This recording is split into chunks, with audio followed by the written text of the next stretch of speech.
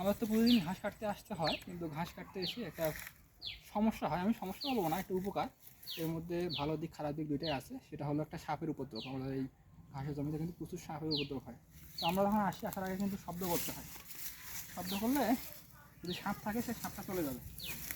তখন আপনারা বলতে পারেন যে আমাদের ঘাসের জমিতে এত সাপ কেন আসে, আমি দেখাচ্ছি। এই সাপ আবার অনেক বিষাক্ত সাপ মনে করি না, এটা আসলে কিন্তু বিষাক্ত সাপ না। অনেকে মনে করে যে এই সাপটা আসলে অনেক বিষাক্ত।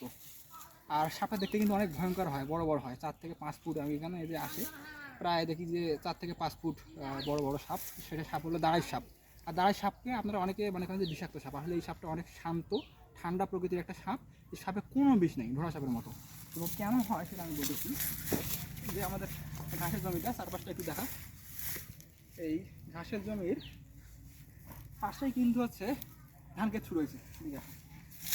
দেখেন যে আমাদের বাড়ি, এরপরে ঘাস ক্ষেত, এরপরে যেদিকে চোখ যাবে আপনাদের সেদিকে হচ্ছে পুরোটাই হচ্ছে ধান ক্ষেত। এখন ধান ক্ষেতে আছে পানি। হ্যাঁ, এখন ওই ধান ক্ষেতের মধ্যে যে ইঁদুরগুলো থাকে সেই ইঁদুরগুলো এখানে চলে আসে, কারণ এই জায়গাটা উঁচু। আবার যখন ধান কাটা হয়ে যাবে বা যখন ধান পাকার আগ মুহূর্তে চলে আসবে, এখন মাঠটা শুকনো হয়ে যাবে, তখন আবার ধান সংগ্রহ করে আবার নিচের দিকে গর্ত করবে।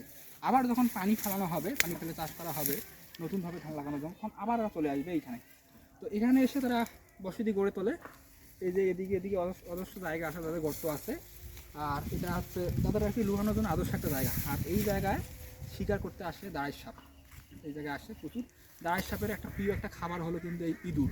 তাদের মূল কাজই হলো ইঁদুর ধরা, এবং ধান খেতেও তারা কিন্তু ইঁদুর ধরে। এই দাঁড়াই সাপ কিন্তু মানে চাষ যারা আছে, কৃষক আছে, তাদের জন্য পরম বন্ধু। কিন্তু আমরা ভুল করে দাঁড়াই সাপ মেরে ফেলবো। তো কখনোই দাঁড়াই সাপ মেরে ফেলবেন না। যেখানে উপদ্রব দেখবেন একটু শব্দ করবেন, তারা চলে যাক, কিন্তু তাদেরকে কখনো মারবেন না। ইঁদুর যদি দাঁড়াই সাপ না খেত, তাহলে মনে হয় না ইনশাল্লাহ যে আপনাদের ঘরে কোনো ফসল আসতো। তারা এত পরিমাণে ইঁদুর খায়, তাদের একটাই প্রধান খাবার, সেটা হলো ইঁদুর খাওয়া। শুধু যে সাপ আসে তা না, এখানে কিন্তু বেজিও আসে। কারণ এখানে যে ঘাস যে হয়, ঘাস হওয়ার পরে যে কচি যে ঘাসগুলো আছে, এগুলো কিন্তু অনেক নরম। এই নরম ঘাস খেতে আসে কিন্তু মুরগি। মুরগি ধরতেও আবার এখানে বেজি আসে। তো সবার এখানে একটা আসা যাওয়া আছে, এখানে আবার শিয়ালও আসে। হ্যাঁ, কারণ পাশেই ধান ক্ষেত।